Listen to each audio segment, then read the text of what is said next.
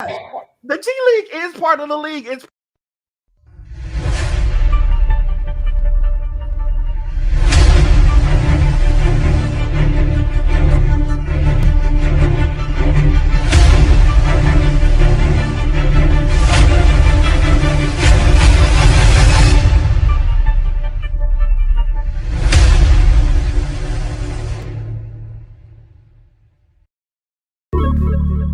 yeah. It's your boy Danny J. Quick, and I'm here with Kyron Silva.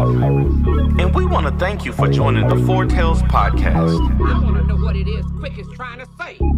We're about to talk some comics and get a little bit controversial. Everything from indie books to movie deal level commercial. With no rehearsals when we converse to coerce you. And then we do the quick takes and try to get to the person.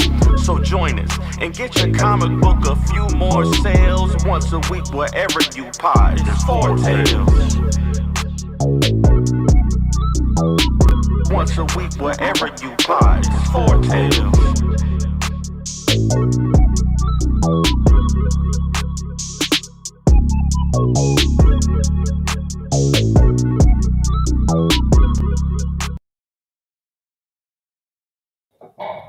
Ladies and gentlemen, boys and girls, children of all ages, Taurus Comics in collaboration with Fourth Wall Productions respectfully brings to you the 151st episode of the Four Tales podcast. 155. No, 151. 151. I'm your host, Kyron Silva from Taurus Comics. Across the way is the great rhymer of Ace Blade, Danger Quick, and together we are your two award-winning blurred comic creators here to help you find your next favorite comic. We are live on the Age of Geekdom Network via Facebook, Twitch, YouTube, and TikTok. So if you're listening or watching us live, thank you for your support. Don't forget to like, subscribe, and review this podcast, because all your positive reviews, interactions help us reach a bigger audience. All right, now that I did that, you guys can go back to arguing.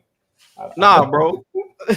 Nah, bro, because y'all hating on LeBron for no reason. Like, I don't get it. I just, again, like I said, I don't see how you could be mad at a journalist for being a journalist. It's clear to me. I'm not saying that Bronny will never be ready for the NBA. Just at this point, just because you're doing well in the G League doesn't mean that you're ready for the NBA. He's doing well in the G League. But the G League is part of the league, though. So for anybody that's wondering, ask the G League if they feel like they are part of the league. So for anybody that's wondering who this is, they don't. That is our guest for today, Roland. He's the writer of Scarlett Ranger. The two of them are arguing about LeBron and Bronny James, and I'm just too tired, so y'all can deal with it. So go ahead. I'm not saying that the G League is the equivalent to an active roster spot. I'm not saying that. I'm saying that those players are developing so that they can get to an active roster spot. And there are people who come from the G League. Listen, I know that you have. But hold on. But what does that mean, though? What you just said, that means that all those players in the G League are developing because why? To get a main roster spot, to get a roster spot on an active team, like because why though? Because they're not ready for the league. No, that does not. No. You literally are here just okay. There's only 11 spots on the team, right? So they say, yo, man, we got to have some people here in case one of these 11 people go down. I need a point guard. I need a center. I need a shooting guard. That's not how it works. No, my bro. I'm trying to tell you this. The people who play in the G League are not ready. Like okay. 90% Isaiah Thomas in the G League, he wasn't ready. Like 90% of the basketball players who play in the G League are not ready for the NBA. Okay. All right. Have you seen the G League games? Yeah, I watched them. They listen. They be going out, bro. Quincy Olivari, that dude can play on a team, yo. Okay, right. So we can name like 5 players, but I'm saying look at the totality of the team. Most of those guys are not very good, bro. But most of those guys are not very good. You're comparing G League players to people who are the people on the end of the bench are on active rosters, right? The 10th and 11th player on an NBA bench are on active rosters. That does not mean that they're not good enough to be in the league. That means that they're not the best player on the team, right? But what Okay, I'm saying to you is that the G League, if you go to the G League and you play great in the G League, that doesn't automatically mean that you're of course, ready to play in the NBA. of course not. There's some great players in Okay, great. college that go to the NBA and don't do well, And that's right? all I'm saying about Bronny. Even though he's having good G League numbers, that doesn't necessarily mean he's ready for the NBA. I mean, I guess we'll see. I guess we'll see. One day I think he will be, but I think we've already seen in how he's played in the NBA, he's not Okay. ready. Now, before we get to the interview, the only thing I'm going to say is if I am LeBron James and this is my son, and I'm saying I believe that my son is good enough for the league, right? If me with my 20 years of experience and knowledge says my son is good enough to be in the NBA, right? He has the talents, he's got the intangibles, he's smart enough to play the game, he knows how to be where he's supposed to be. If I say that he's good enough to be in the league, and then a journalist says this dude is not good enough to be in the league, a journalist who never played basketball, this people on the internet who did not play the game, who do not have my experience, say he's not ready for the league, he's not good enough to play in the league, of course I'm going to be offended. I'm going to feel like, yes, my son is good enough to play in the league. And when I see you, I'm going to press you about it. But why would you press? Again, I'm not saying that he shouldn't be upset. I'm saying I'm not going, and I feel this way about athletes across the board. I don't Mhm. understand when athletes get upset with journalists for making so like Stephen A says, what KD just did is going to affect his legacy, and KD gets mad at that. Why are we mad at that? He's a journalist. He's expressing his opinion. What you mad about? Hey, Bronny's not ready for the NBA. He's not ready for the NBA. What you mad about? If I disagree, if I disagree with you, if You you could got a huge disagree. You could discrepancy, disagree, but why you mad? who said he was mad? He just was expressing He he was he expressing walked that up he disagreed. And he and said, "Hey man, stop talking about my son, yo. Hey, what's the Stephen A said he was mad. And did you see the video? On the video, he looked mad. he did look serious. He looked quite Okay, serious. okay, okay. Ladies and gentlemen, it's the Ro Lamb in the building. I What's know good? it's What's what good? 10 minutes into the show. 10 minutes into the show. Ro Sorry, Lamb, my bad, my um, bad. uh, of Scarlett, creator of Scarlett Ranger, owner Scar, and many other things. Fish said, "Look at Kyron all board. He just sitting there. What Owners. you playing? Are you playing the game? You on the Switch? What you playing? Playing Marvel Strike Force on my Okay, cool. phone. Terrible, man. Roland, welcome to the show, man. Thank you, Um, thank you. we'll continue the discussion later, but I want to use this time to highlight you, brother. For anybody who has not, who doesn't know Roland, give us a little intro to you, what you create, and what you're here to talk about today. Yes. So as we said, my name is Rolam. I'm a writer of all kinds of things. I write screenplays, I write novels. But we're here today because I wrote a comic book called The Scarlett Ranger. I live in Atlanta, Georgia. I have 4 sons, and I just love storytelling. I love to write, and that's who I am. 4 of them things, 4 sons. That's what I'm talking about. I got 3 girls. I tried to get 2. But I guess I don't make boys like that. So I Yeah. don't know. No, man. Happy to have you on. Scarlet Ranger number 3 is on live on Kickstarter right now. Scarlet Ranger Part 3 of the Inheritance Saga. Give us. I know I've seen the videos, man. I watch all your content, but give us a little breakdown of Scarlet Ranger 1 and 2, and what's number 3 gonna be about? No spoilers, of course. Yeah, for sure, for sure. So Scarlet Ranger is ultimately it's a story about a young man who inherits the title of Scarlet Ranger from his grandfather. And in issue 1, the story picks up when his grandfather's greatest enemy breaks out of prison. And so we follow this young man as he's learning how to protect his family, protect his city, but ultimately protect the legacy that his grandfather left for him.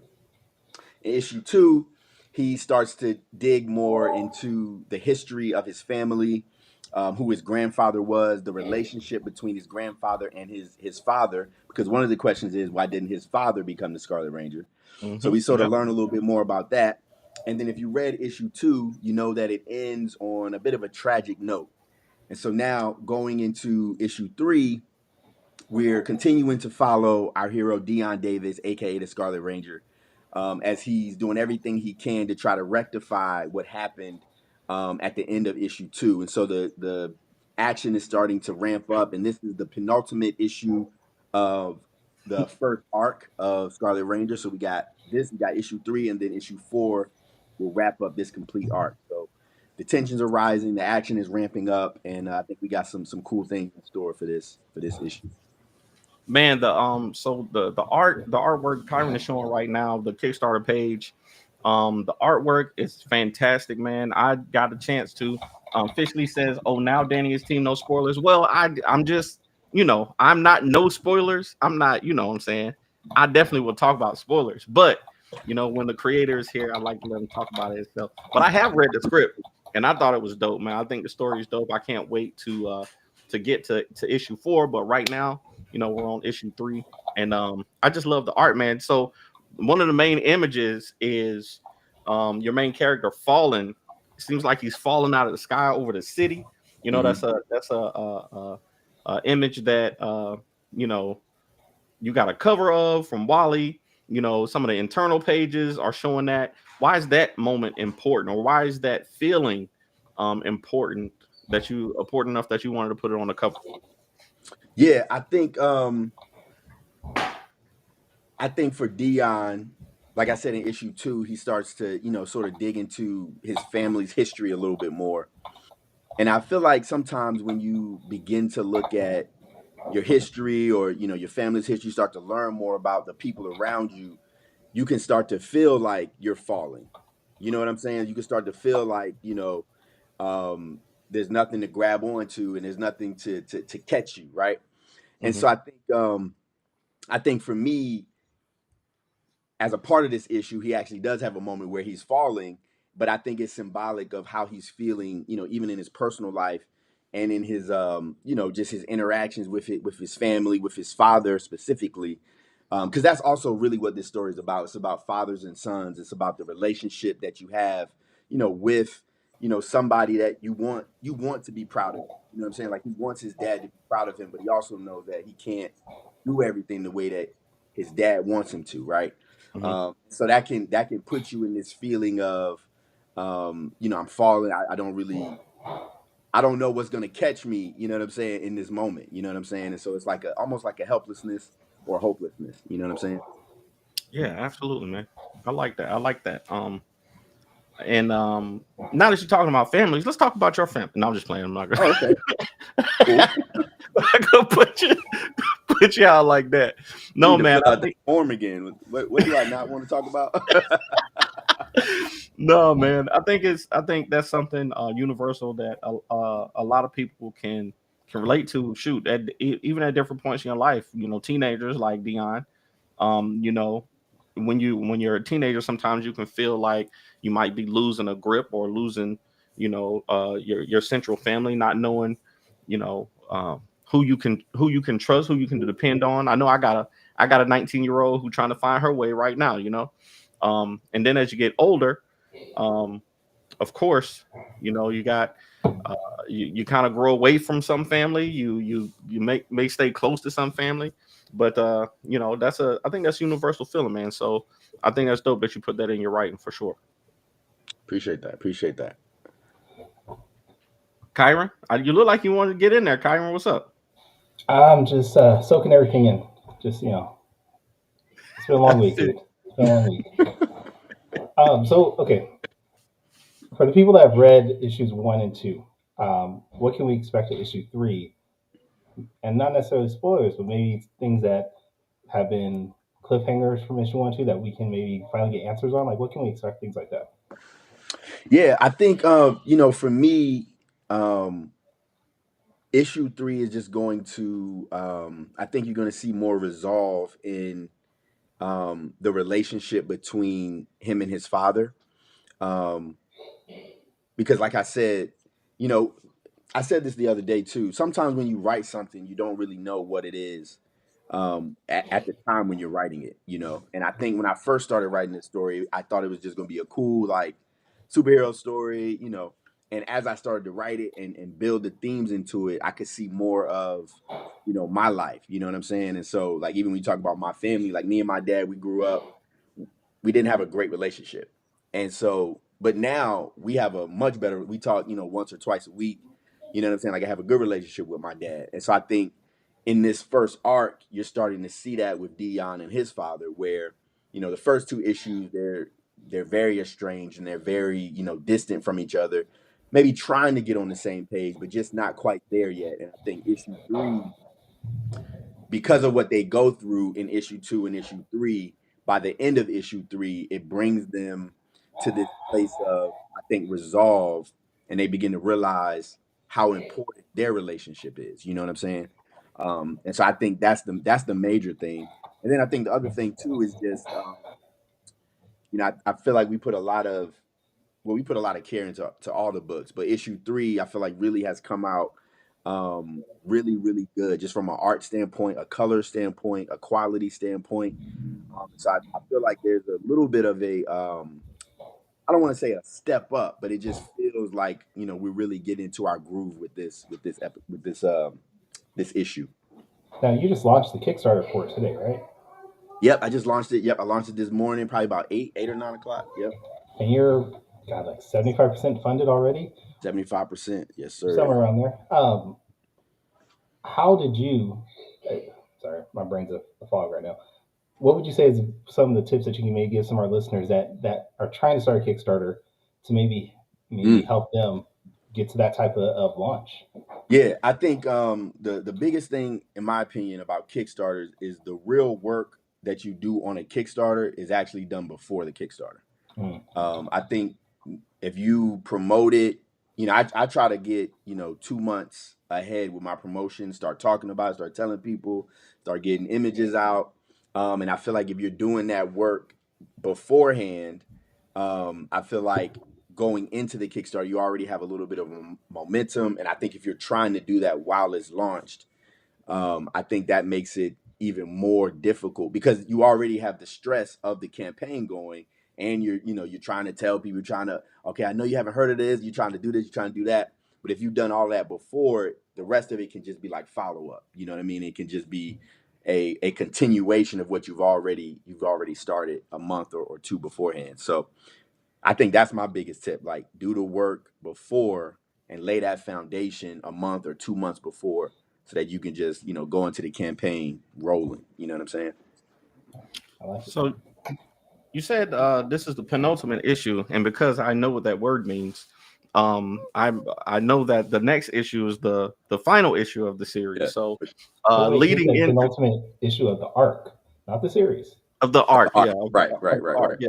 So 4 issues in this arc. So I guess we can you said that there's going to be some catharsis between Dion and his father, but I know that it means that there's going to be a climax coming real soon, so Did you have to put those words together like that? I mean you know what I mean.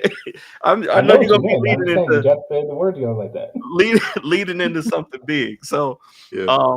like you said, the second issue ended off with something sad. How is it structuring a story like this? Like, I know you were talking about earlier, you didn't exactly know what it was when you were writing it, but as you're figuring it out, what is your plan to structure a story like this to make it really hit for all 4 issues?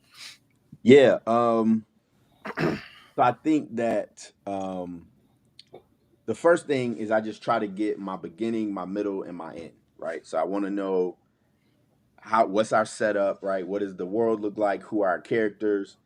And set that foundation early. And then I want to something happen to disrupt that, right? And then throw us into the middle of the story, which is where the bulk of the conflict, the bulk of the action is happening. And then there's at the end of that section, there's like a realization and I guess that would be the climax that takes you into our third act or the end of the story, right? So for this story, I outlined the entire first arc, and then I just broke it up into the issues that I wanted it to be. And I want each issue to end on a little bit of a cliffhanger, a little bit of a, something that is going to want have you wanting to read the next issue. You know what I'm saying? And I actually read somewhere, I think it was Brian Michael Bendis, his book. I can't remember the name of it. Words and Art, I think it might be. But he said he tries to do a cliffhanger on every page. On every page, he tries to do something where it forces you to either turn the page or you want to go to the next page. And so that's something that I'm thinking about a lot, especially in the medium of comic books, is like constantly giving people a reason to turn the page. And so that's what I'm thinking about a lot structurally when I'm writing a comic book is, what's getting you to move your eyes from one panel to the next, from one, what's getting you to turn the page and what's getting you to pick up the next issue. So that's sort of my approach to structure. That's how I sort of think about it. Absolutely. So why comics though? I know that you write a lot of different things: poetry, screenplays, music. Why did you choose comic books for Scarlet Ranger over all the other mediums that you could have gone with? Yeah, I think for me, comic books, I don't know, it just felt really accessible.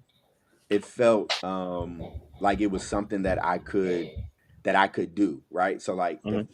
when I first wrote the script for Scarlet Ranger, I didn't have access to screenplay software or things like that. And so I was like, you know what? And then with a novel takes so long to write, So I'm like, you know what? I could write 24 pages of a comic book, or 20 pages of a comic book, and I could just use Google Docs, right?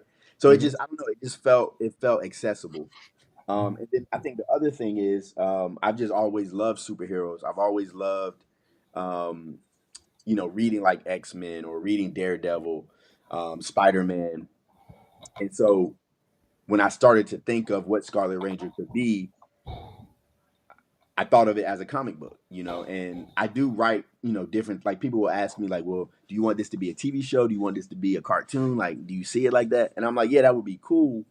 But because I write so many different things, I believe in respecting the medium. And so if I see it as a movie or a TV show, I'm gonna write it as a movie or a TV show, right? If I see it as a comic book, I'm not just writing comic books because I want it to be a TV show or a movie one day. I'm writing it as a comic book because I see it as a comic book. Like this is how I think it works. In my mind at least, it works best in this medium. And again, like I said, that's not to say it won't ever be anything else. But the goal is to make this the best comic book that it can be. And because I respect the medium. So All right, now you're on your way to getting this funded. I mean, even officially said he backed it. So, and we know issue 4 is going to be the end of this arc. What about issue 5 and beyond? Are we going to find out more about the Scarlet Ranger legacy, maybe past the grandfather, things like that? What else can we maybe expect down the line? yes, we're gonna find out. We're gonna find out some more things. Hey, y'all laugh. I have no information on anything that's plotted or anything, so I'm just asking them. Yeah, Broadcast So journalists, as they say. no, this is great. These are great questions. I definitely have some plans. I don't want to say too much because I don't know exactly what's gonna happen in terms of story wise, but I have started to plan out the next arc. And I think I'm really excited about that because I think I have the villain that I'm thinking of is going to be a little bit different. So I think it's going to force the format and the way I write this next arc to be a little bit different. So I'm excited about that. And I also think, I've been having, conversations with the publisher, Fourth Wall to be exact. And what's the name of that publisher again? I made Fourth Wall Productions. Oh, Yep. I may be bringing Scarlet Ranger into that universe and integrating, some of do it. So that makes sense now. See what we can do with that. So considering this cover is available, yeah, that makes this is the beginning right here, baby. Okay. Y'all don't know, bro. Y'all don't even know. For our podcast listeners, I'm showing one of the covers that's available, which has Scarlet Ranger from Rolam and this purple ninja-like character, Ace. Yeah. Bat, something like that. I can't Ace something with an ace or something like that. But yeah, man. We're there's no official announcement or anything yet, but we've been talking. He just did it. We've been talking with Ro for a long time, trying to get him as part of the fourth wall universe. But I'm proud to say we're working on something with Bequest Studios also. So maybe a lot of changes coming in the near future for all of us. So As man, editor in chief at Fourth Wall Productions, I feel like I should know these things, but I don't know shit. you know as much as I know. you know you know almost as much as I know. I'll just say that. So but I was gonna ask you about the villain, man, because with Scarlet Ranger's villain being kind of inherited from his grandfather, I was gonna ask you, like, when are we gonna see some of his own villains, or what would cause somebody to become a villain in this universe that you're making? Yeah, so I think coming out of this arc, we will see more villains that's being that are rising out of the situation that's happening in this first arc. Mhm. But I think the thing about the villains, and because it's an inherited villain, it there does seem to be a little bit of there's a parallel between his father, like Dion and his father, and the other character, the villain character, Malware, and his his son, his adopted son, Firmware. That's what I call him, Darkware. And so they have like this parallel father son dynamic going on that you sort of see. And so, based off of everything that's happening in this first arc, it's going to change the city. The city's called Royal City. It's a sort of like a cyberpunk. It's like a neo, techie type of world. And so I think coming out of this, not I don't think I know coming out of this arc, we're going to see more um, technological savvy villains that are using, some of the aftermath of what happens at the end of this arc to basically rise up and have their own motivations and reasons why they want to see Scarlet Ranger knocked down a peg, if you will. One of the things I noticed in your books, and I don't know if this is intentional a lot or not, but it seems like the young characters in your stories, in this story, kind of represent like the progressive. They want to, they want to use technology for different things. They got ideas and youthful energy. And then some of the older characters are kind of like the system, like they are um they're, especially like Dion's father, like he's more, straightforward. you know is that intentional? Is that representative of how you see the world, or am I just pulling that out of nowhere? You're pulling out No, now. I think that's interesting because I feel like when I talk to people, they always point out certain things about the story that I don't even see, and Mm, then it does parallel with my life. Like I feel like that is the relationship that I have with my dad and a lot of the men that raised me. A lot of the men that raised me are old school. You know what I'm saying? They old school. And so I find myself a lot of times like sort of bucking against the system. Like, nah, what if we could do it this way? What if we did this? I was having a conversation with a friend of mine the other day, and she was telling me, she was talking about the reality, and she said, what you're saying is how you want it to be. You're talking about how you imagine it to be. And what she was saying was, I'm trying to tell you what it is, and you trying to tell me what it could be. mm, And I feel like I find myself in that space a lot where I'm having a conversation about something, and I'm imagining the different ways that life could be. But a lot of times, people are thinking about, well, this is just what it is. This is how we got to do it. Um, mhm, and so now that when you say that, that is Dion to some extent, right? That's although Dion. So the other thing, another theme that I'm playing with in this is learning how to honor the traditions and the legacy that came before you, but also learning how to be your own self. And so we mm, see Dion trying to, his grandfather was like a brawler, like a fighter.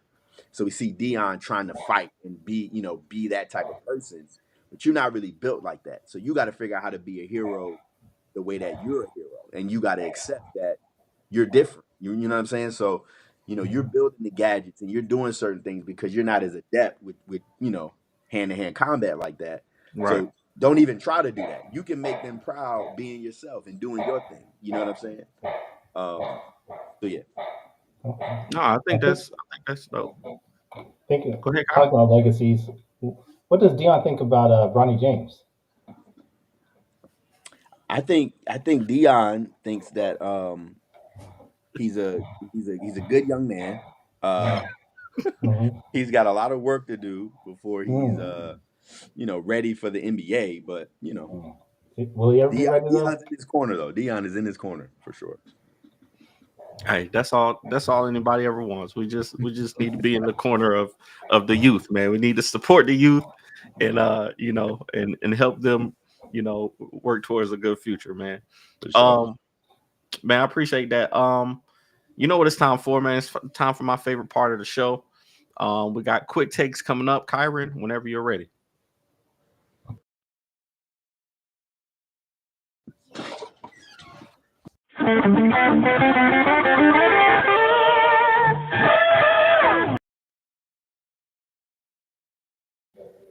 Shout out to Concrete Comics in here on TikTok, man.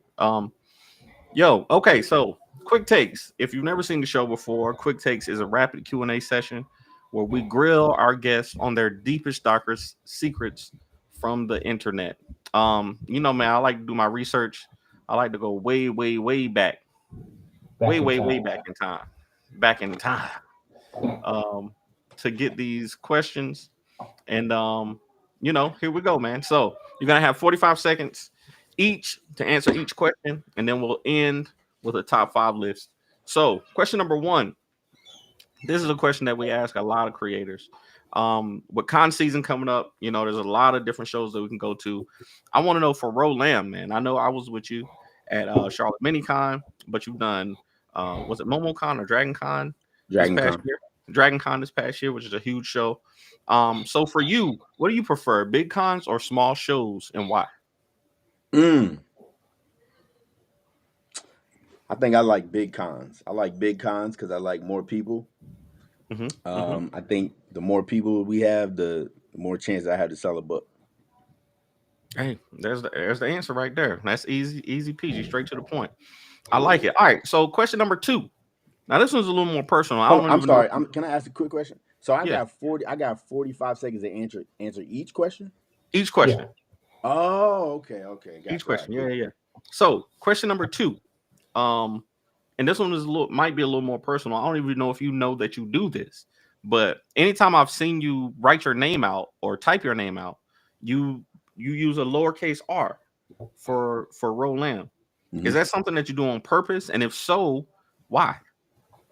Yeah, I just stole that from E.E. Cummings. Oh, okay. When I was in English class, they told me E.E. Cummings always wrote his name lowercase. And I said, hey, I'm gonna do the same thing. And so I can't wait for the day when I write my movie and they put my name on the credits, or the TV show, they put my name on the credits, and I gotta tell them, hey, everything lowercase, please. Look, it's gonna happen too. It's even on the book too. Lowercase. Yeah.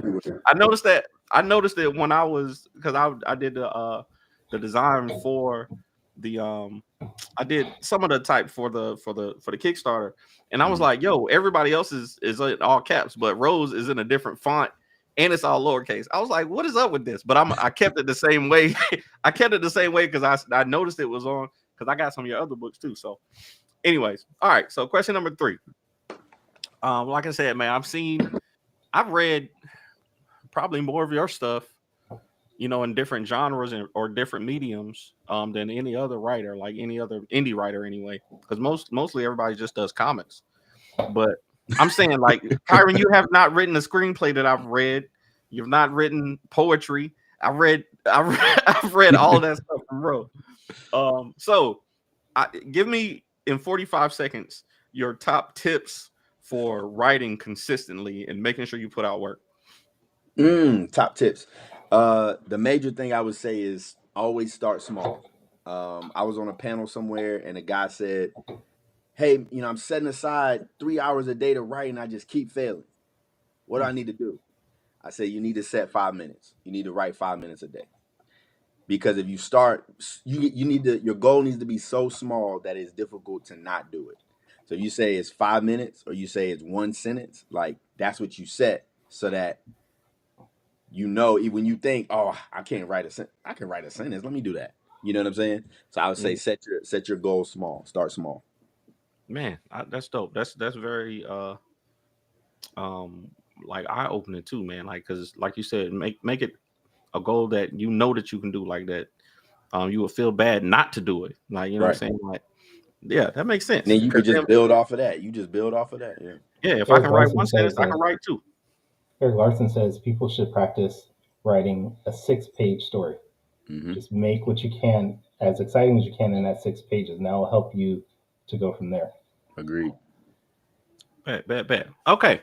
All right. So on February 4th, 2013, you put a note up on Facebook, and it said, "The way that I think will dictate what I accomplish." Okay. Now that was over 10 years ago. Mm-hmm. So what did that mean to you then? And does it still mean the same to you now? That's crazy. Yeah. I don't know what I was thinking then,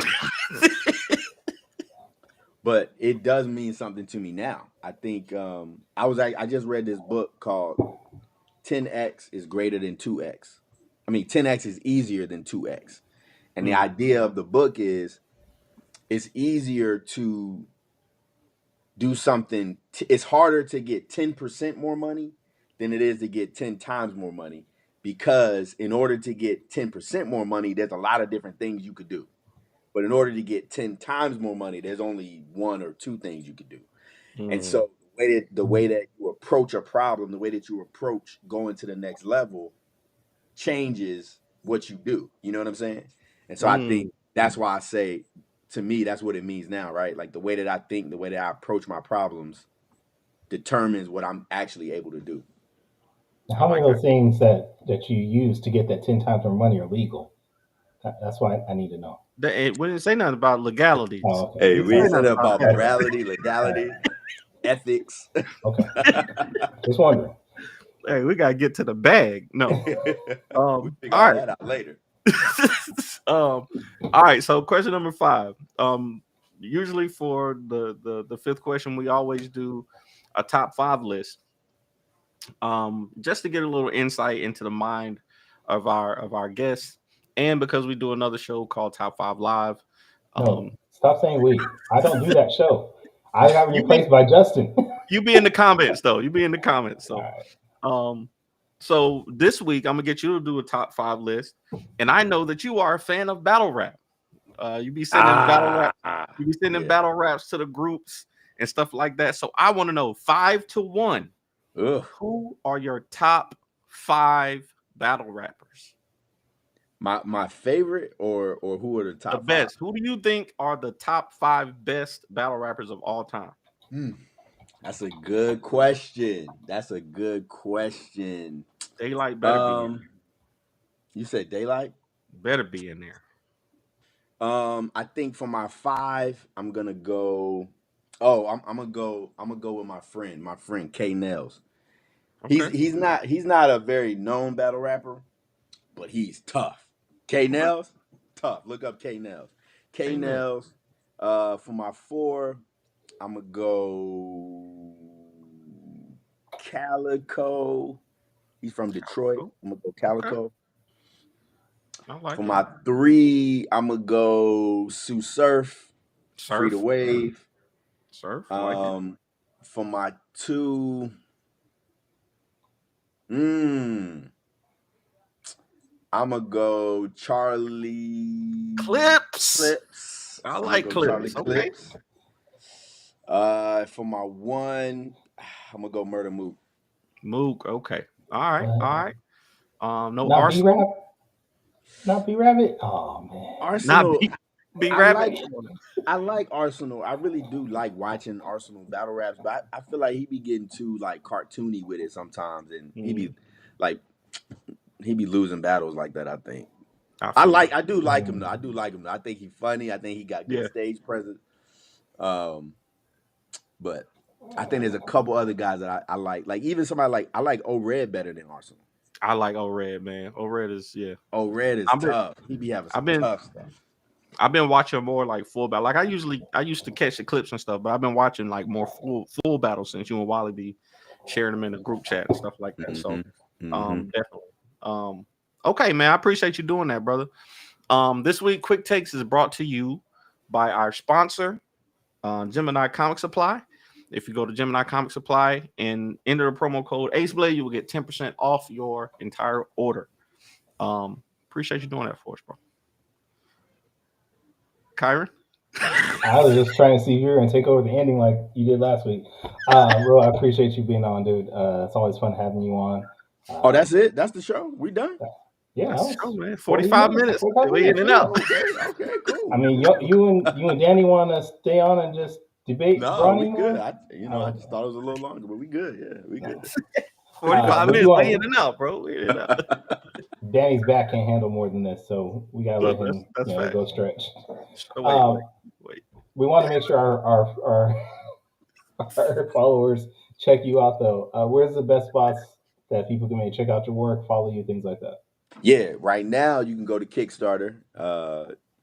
Scarlett Ranger Inheritance Part 3 is on Kickstarter right now. We are about 75% funded and ready to hit that goal so we can start talking stretch goals. So right now I think that's the best place. And then rolam.com, and then you can find me on Instagram at rolam, ROLAMB. And yeah, those are the best places. All right. Danny, where can we check you out? The best place to find me is my website, fourthwallpros.com. And if you want to find me on social media, it's at the AceBlade on all social media platforms. Kyron, where can people find you, sir? You can find me at Kickstarter, checking out Rolam's Kickstarter and backing that. But after I do that, you can check me at tourscomics.com. I'm on all social media platforms at tourscomics. And this is your first time checking out our podcast, you can go to our website, fourtailspodcast.com. That is the number 4, TALES podcast. You can listen to our previous episodes. You can buy some merchandise, support us that way. But definitely join us back next week, same time, where we are going to have Sebastian Jones on the show talking about his book. But until next time, everybody, sayonara, goodbye, and please take care of yourself.